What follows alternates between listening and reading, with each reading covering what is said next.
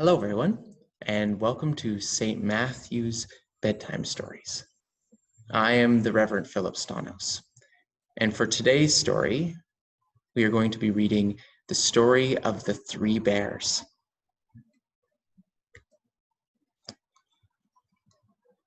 Once upon a time, there was three bears who lived together in a house on their own, in a wood. One of them was a little, small, wee bear, and one was a mid-sized bear, and the other was a great, huge bear. They had each a pot for their porridge, a little pot for the little, small, wee bear, and a mid-sized pot for the mid-bear, and a great pot for the great, huge bear.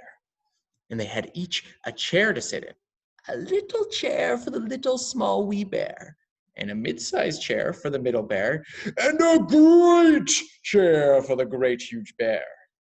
And they had each a bed to sleep in, a little bed for the little, small, wee bear, and a mid-sized bed for the middle bear, and a great bed for the great, huge bear.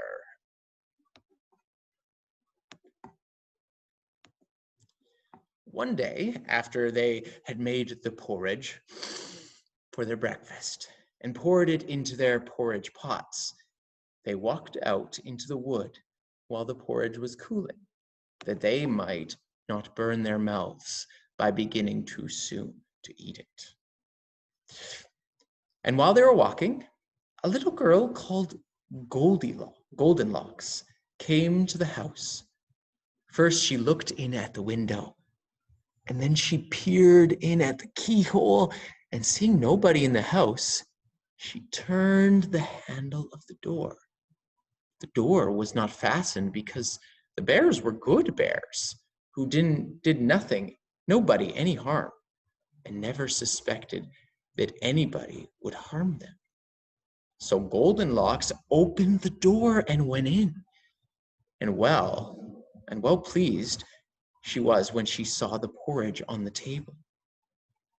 If she had been a thoughtful little girl, she would have waited till the bears came home, and then perhaps they would have asked her to breakfast, for they were good bears, a little rough or so, as the manner of bears is, but for all that very good-natured and hospitable.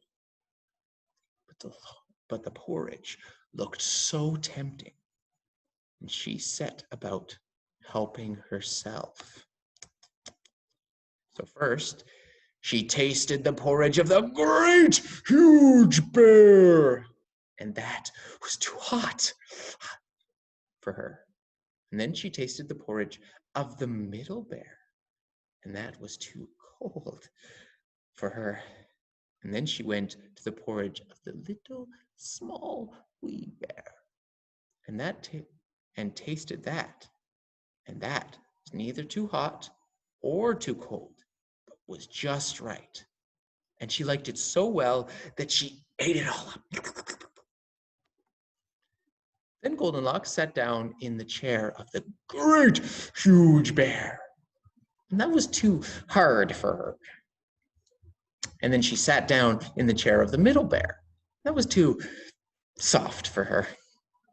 And then she sat down in the chair of the little, small, wee bear.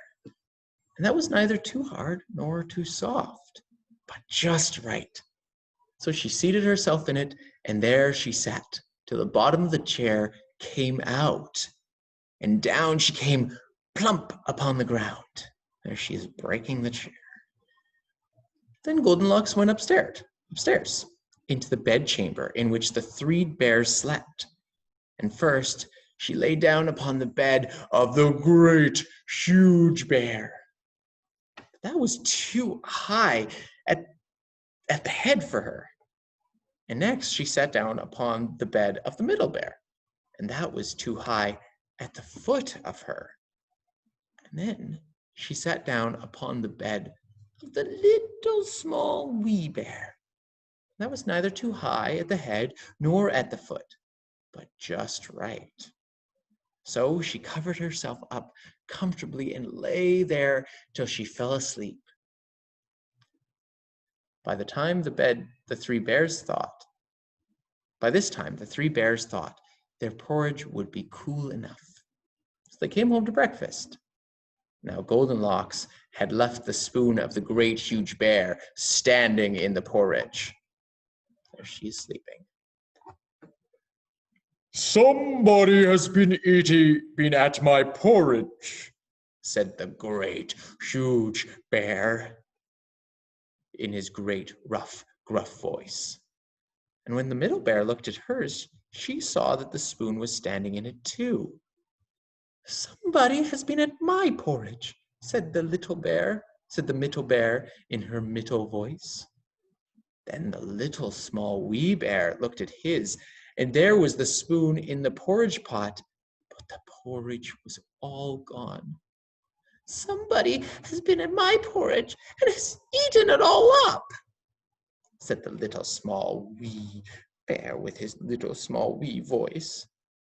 Upon this, the three bears, seeing that someone had entered their house and eaten up the little small wee bear's breakfast, began to look about them. Now Goldenlocks had not put the hard cushion straight when she rose from the chair of the great huge bear. Somebody has been sitting in my chair, says the great huge bear in his great rough, gruff voice. And Goldenlocks had squatted down the soft cushion of the middle bear. Somebody has been sitting in my chair, said the middle bear in her middle voice. And you know what Goldenlocks had done to the third chair. Somebody has been sitting in my chair and has sat the bottom out of it, said the little small wee bear in his little small wee voice. Then the three bears thought it necessary that they should make farther search. So they went upstairs into their bedchambers. Now Goldenlocks had pulled the pillow of the great huge bear out of its place. Somebody has been lying in my bed, said the great huge bear in his great gruff voice. And Goldenlocks had pulled the bolster of the middle bear out of its place. Somebody has been lying in my bed, said the middle bear in her middle voice. And when the little small wee bear came to look at his bed, there was the bolster in its place, and the pillow in its place upon the bolster, and upon the pillow was the head of Goldenlocks, which is not in its place, for she had no business there. Somebody has been lying in my bed, and here she is, said the little small wee bear in his little small wee voice. Goldenlocks had heard in her sleep the great, rough, gruff voice of the great huge bear and the middle voice of the middle bear, but it was only as if she had heard someone speaking in a dream.